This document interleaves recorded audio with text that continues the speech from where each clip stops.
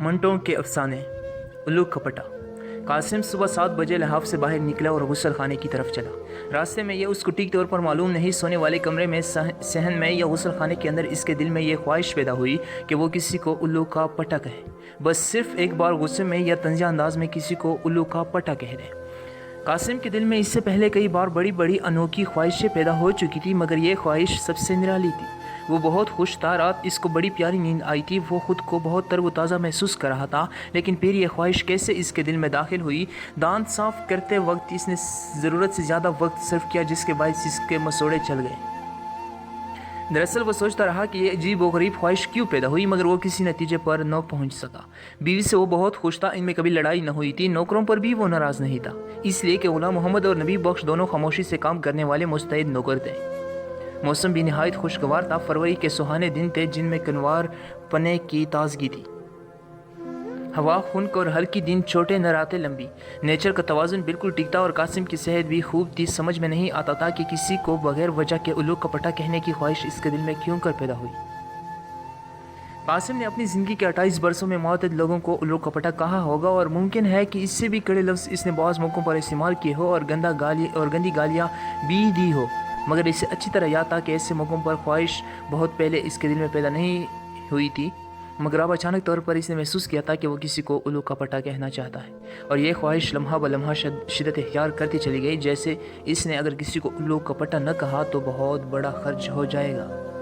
دانت صاف کرنے کے بعد اس نے چلے ہوئے مسوڑوں کو اپنے کمرے میں جا کر آئینے میں دیکھا، مگر دیر تک ان کو دیکھتے رہنے سے بھی وہ خواہش نہ دبی جو ایک اس کے دل میں پیدا ہو گئی تھی۔ قاسم منطقی قسم کا آدمی تھا، وہ بات کے تمام پہلوؤں پر غور کرنے کا عادی تھا۔ آئینہ میز پر رکھ کر وہ آرام کرسی پر بیٹھ گیا اور ٹھنڈے دماغ سے سوچنے لگا۔ مان لیا کہ میرا کسی کو الو کا پٹا کہنے کو جی چاہتا ہے، مگر یہ کوئی بات تو نہ ہوئی، میں کسی کو الو کا پٹا کیوں کہوں؟ میں کسی سے ناراض بھی تو نہیں ہوں۔ یہ سوچتے سوچتے اس کی نظر سامنے دروازے کے بیچ میں رکھے ہوئے حقے پر پڑی۔ ایک دم اس کے دل میں یہ باتیں پیدا ہوئی، عجیب واحیات نوکر ہے، دروازے کے عین بیچ میں یہ حقہ ٹکا دیا ہے، میں ابھی اس دروازے سے اندر آیا ہوں، اگر ٹوکر سے بری ہوئی چلم گر پڑتی تو پا انداز جو کہ مونچھ کا بنا ہوا ہے جلنا شروع ہو جاتا، اور ساتھ ہی قالین بھی۔ اس کی جی میں آئی کہ غلام محمد کو آواز دے، جب وہ بھاگا ہوا اس کے سامنے آ جائے تو وہ بڑے ہوئے حقے کی طرف اشارہ کر کے اس سے صرف اتنا کہے، تم نرے الو کے پٹے ہو۔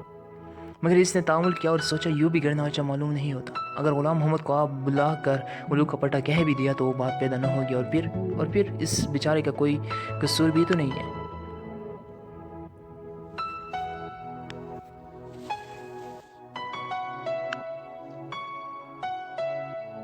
میں دروازے کے پاس بیٹھ کر ہی روز حقہ پیتا ہوں۔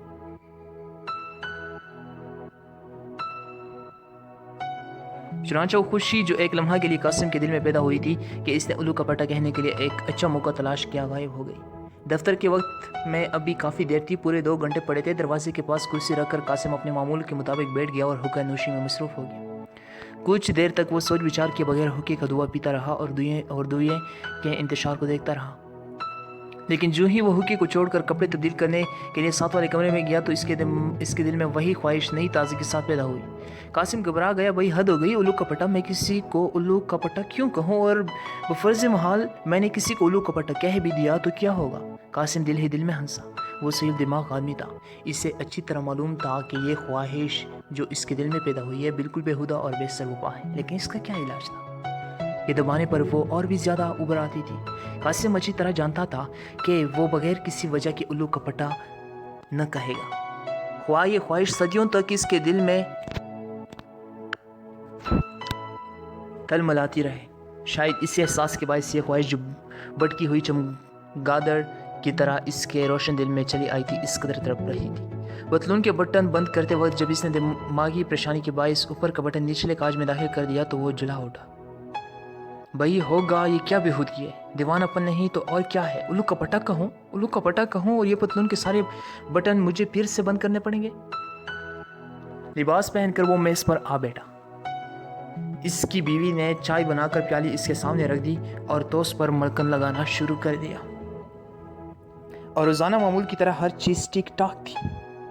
توس اتنے اچھے سنکے ہوئے تھے کہ بسکٹ کی طرح کیر کرے تھے۔ اور ڈبل روٹی بھی اعلیٰ قسم کی تھی۔ خمیر میں سے خوشبو آ رہی تھی، مکھن بھی صاف تھا، چائے کی کتلی بے داغ تھی، اس کی حد تھی کہ ایک کونے پر قاسم ہر روز میل دیکھا کرتا مگر آج وہ دبا بھی نہیں تھا۔ اس نے چائے کا ایک گھونٹ پیا، اس کی طبیعت خوش ہو گئی۔ خالص دار جلنگ کی چائے تھی جس کی مہک پانی میں بھی برقرار تھی، دودھ کی مقدار بھی صحیح تھی۔ قاسم نے خوش ہو کر اپنی بیوی سے کہا، آج چائے کا رنگ بہت ہی پیارا ہے اور بڑے سلیقے سے بنائی گئی ہے۔ بیوی تعریف سن کر خوش ہو گئی، مگر اس نے منہ بنا کر ایک ادا سے کہا، جی ہاں، بس آج اتفاق سے اچھی بن گئی ہے، ورنہ ہر روز تو آپ کو نیم گول کے پلائی جاتی ہے۔ مجھے سلیقہ کہاں آتا ہے؟ سلیقے والیاں تو موٹی ہوٹل کی چوکریاں ہیں جن کے آپ ہر وقت گنگایا کرتے ہیں۔ یہ تقریر سن کر قاسم کی طبیعت مگدر ہو گئی۔ ایک لمحے کے لیے اس کے جی میں آئی کہ چائے کی پیالی میز پر الٹ دے، اور وہ نیم جو اس نے اپنے بچے کی پنسیات دھونے کے لیے غلام محمد سے منگوائی تھی اور سامنے بڑے تاکچے میں پڑی تھی، گول کر پی لے، مگر اس نے بردباری سے کام لیا۔ یہ عورت میری بیوی ہے، اس میں کوئی شک نہیں کہ اس کی بات بہت ہی بونی ہے، مگر ہندوستان میں سب لڑکیاں بیوی بن کر ایسی بونی باتیں ہی کرتی ہے، اور بیوی بننے سے پہلے اپنے گھروں میں وہ اپنی ماؤں سے کیسی باتیں سنتی ہے، بالکل ایسی ادنا قسم کی باتیں، اور اس کی وجہ صرف یہ ہے کہ عورتوں کو عمومی زندگی میں اپنی حیثیت کی خبر ہی نہیں۔ میری بیوی تو پھر بھی غنیمت ہے، یعنی صرف ایک ادا کے طور پر ایسی بونڈی بات کہہ دیتی ہے، اس کی نیت نیک ہوتی ہے۔ بعض عورتوں کا تو یہ شعار ہوتا ہے کہ ہر وقت بکواس کرتی رہتی ہے۔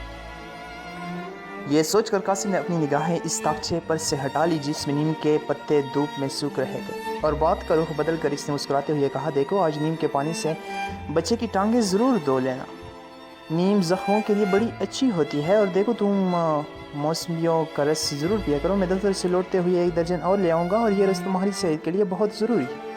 بیوی مسکراتی، آپ کو تو بس ہر وقت میری ہی صحت کا خیال رہتا ہے، اچھی بلی تو ہوں، کھاتی ہوں، پیتی ہوں، دوڑتی ہوں، بھاگتی ہوں۔ میں نے جو آپ کے لیے بادام منگوا کے رکھے ہیں، بھائی آج 10-20 آپ کی جیب میں ڈالے بغیر نہ رہوں گی، لیکن دفتر میں کہیں بانٹ نہ دیجیے گا۔ قاسم خوش ہو گیا کہ چلو موسمیوں کے رس اور باداموں نے اس کی بیوی کی مصنوعی غصے کو دور کر دیا، اور یہ مرحلہ آسانی سے طے ہو گیا۔ دراصل قاسم ایسے مرحلوں کو آسانی کے ساتھ ان طریقوں ہی سے طے کیا کرتا تھا جو اس نے پڑوس کے پرانے شوہروں سے سیکھے تھے، اور اپنے گھر کے ماحول کے مطابق ان میں تھوڑا بہت رد و بدل کر لیا تھا۔ چائے سے فارغ ہو کر اس نے جیب سے سگریٹ نکال کر سلگایا اور اٹھ کر دفتر جانے کی تیاری کرنے ہی والا تھا کہ پھر وہی خواہش نمودار ہو گئی۔ اس مرتبہ اس نے سوچا، اگر میں کسی کو الو کا پٹا کہہ دوں تو کیا حرج ہے؟ زیر لب بالکل ہولے سے کہہ دوں، الو کا پٹا، تو میرا خیال ہے کہ مجھے دلی تسکین ہو جائے گی۔ یہ خواہش میرے سینے میں بوجھ بن کر بیٹھ گئی ہے، کیوں نہ اس کو ہلکا کر دوں۔ دفتر میں اس کو صحن میں بچے کا کموڈ نظر آیا۔ یوں صحن میں کموڈ رکھنا سب بدتمیزی تھی، اور خصوصاً اس وقت جب کہ وہ ناشتہ کر چکا تھا اور خوشبودار کرکرے ٹوسٹ اور تلے ہوئے انڈوں کا ذائقہ ابھی تک اس کے منہ میں تھا۔ اس نے زور سے آواز دی، غلام محمد۔ قاسم کی بیوی جو ابھی تک ناشتہ کر رہی تھی بولی، غلام محمد باہر گوشت لینے گیا ہے، کوئی کام تھا آپ کو اس سے؟ 1 سیکنڈ کے اندر اندر قاسم کے دماغ میں بہت سی باتیں آئی، کہہ دو یہ غلام محمد الو کا پٹا ہے، اور یہ کہہ کر جلدی سے باہر نکل جاؤں؟ نہیں، وہ خود تو موجود ہی نہیں، پھر بالکل بیکار ہے، لیکن سوال یہ ہے کہ بیچارے غلام محمد ہی کو کیوں نشانہ بنایا جائے؟ اس کو تو میں ہر وقت الو کا پٹا کہہ سکتا ہوں۔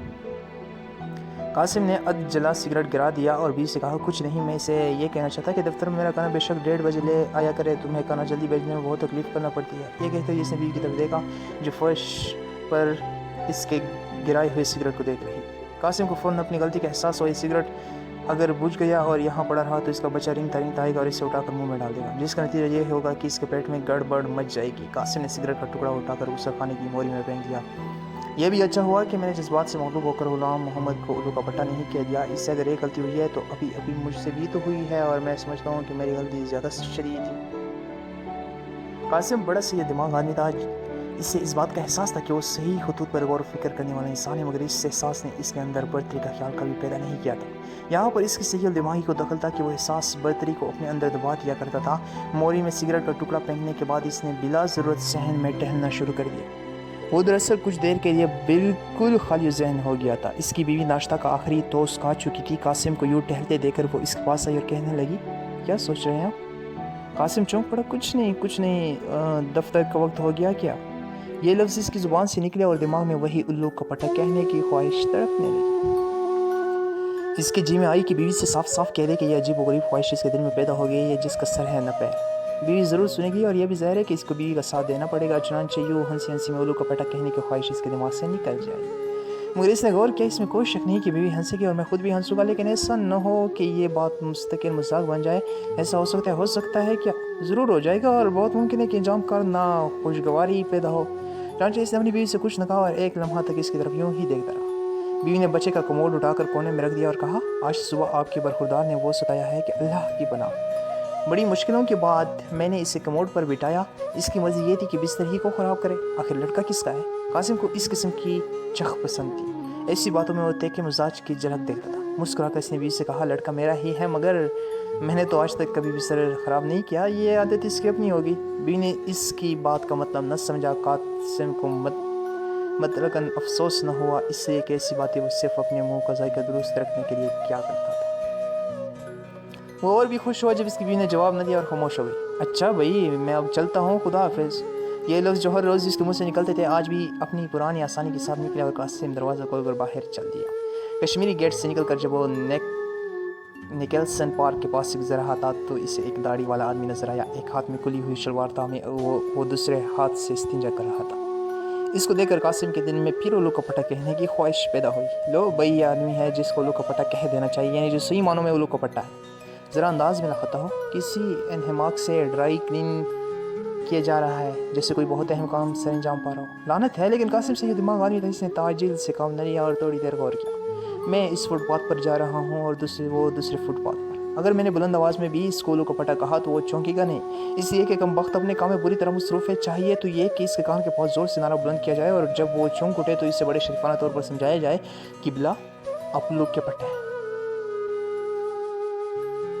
लेकिन इस तरह भी खातिर ख्वाह नतीजा बरामद न होगा। चनांचे कासिम ने अपना इरादा तर्क कर दिया। इसी असना में इसके पीछे से एक साइकिल नमदार हुई। कॉलेज की एक लड़की इस पर सवार थी, इसलिए के पीछे बस्ता बंदा था। अनफन इस लड़की की साड़ी फ्री व्हील के दांतों में फंसी। लड़की ने घबरा कर अगले पहिए का ब्रेक दबाया। एकदम साइकिल बेकाबू हुई और एक झटके के साथ लड़की साइकिल समेत सड़क पर गिर पड़ी। कासिम ने आगे बढ़कर लड़की को उठाने में अजलत से काम न लिया, इसलिए कि इसने हादसे के रद्द-ए-अमल पर गौर करना शुरू कर दिया। मगर जब इसने देखा कि लड़की की साड़ी फ्री व्हील के दांतों ने चबाड़ डाली है और इसका बॉर्डर बहुत बुरी तरह इनमें उलझ गया है, तो वो तेज़ी से आगे बढ़ा। लड़की की तरफ देखे बगैर इसने साइकिल का पिछला पहिया ज़रा ऊंचा उठाया ताकि इसे घुमाकर साड़ी को व्हील के दांतों में से निकाल दे। इत्तेफाक ऐसा हुआ कि पहिया घुमाने से साड़ी कुछ इस तरह तारों की लपेट में आई कि उधर पेटीकोट की गिरफ्त से बाहर निकल आई। कासिम बुखला हो गया।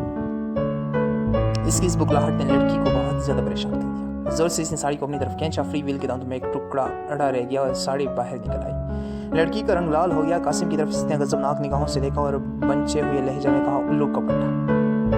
मुमकिन है कुछ देर लगी हो, मगर कासिम ने ऐसा महसूस किया कि लड़की ने झटपट न जाने अपनी साड़ी को क्या किया और एकदम साइकिल पर सवार होकर ये जा वजह नजरों से गायब हो गई। कासिम को लड़की की गाली सुनकर बहुत दुख हुआ, खासकर इसलिए कि वो यही गाली खुद किसी को देना चाहता, मगर वो बहुत सी दिमाग आदमी था। ठंडे दिल से इसने हादसे पर गौर किया और इस लड़की को माफ़ कर दिया। इसको माफ़ी करना पड़ेगा, इसलिए कि इसके सिवा और कोई चारा ही नहीं। औरतों को समझना बहुत मुश्किल काम है, और औरतों को समझना तो और भी मुश्किल हो जाता है जो साइकिल पर से गिरी हुई हो। लेकिन मेरी समझ में ये नहीं आता कि इसने अपनी लंबी जुराब में ऊपर रान के पास 3-4 कागज़ क्यों अड़स रखे थे।